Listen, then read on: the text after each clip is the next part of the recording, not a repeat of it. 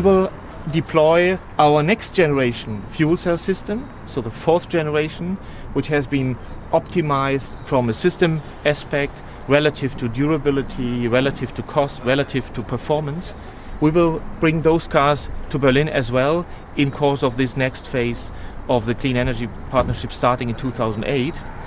And our long-term goal in this partnership is to make this project not only to have it as a national activity, but also to enlarge it to be something which is called a European Lighthouse Project, something which has been discussed for a long time now with the European Commission and all those stakeholders. There are even more stakeholders involved because it's also about stationary application of hydrogen, portable application and so on. And all this need to be combined in a big project. So we would like, the consortium in Berlin would like to be partner in this activity that we from GM has been working on now for years to discuss how this might look like. And you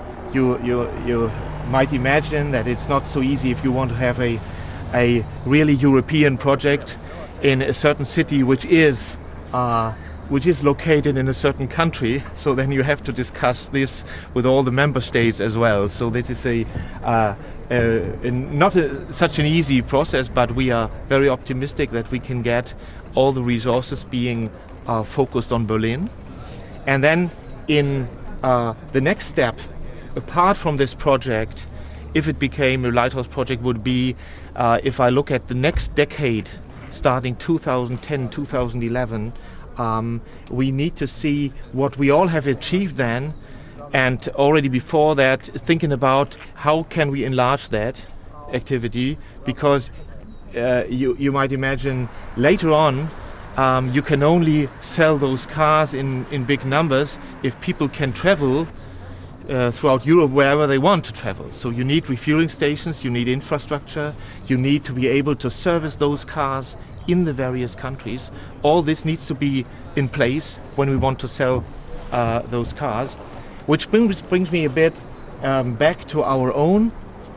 strategy relative to hydrogen fuel cells. Our internal goal is to further develop the technology, and a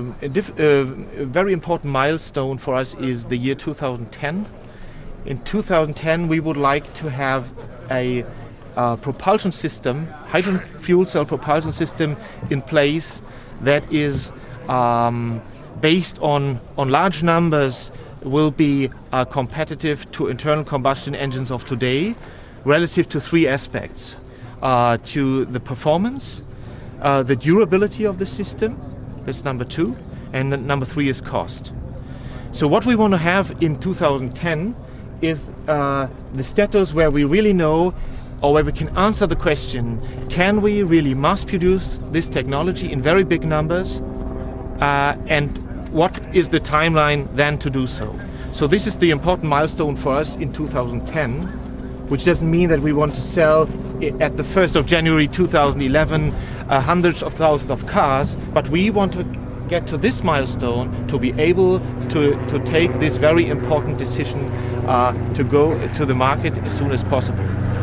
And the reason for us in all that we are doing now, and we started working on hydrogen fuel cells in late 1997, so all we are doing since then is we are heading towards mass producing those vehicles.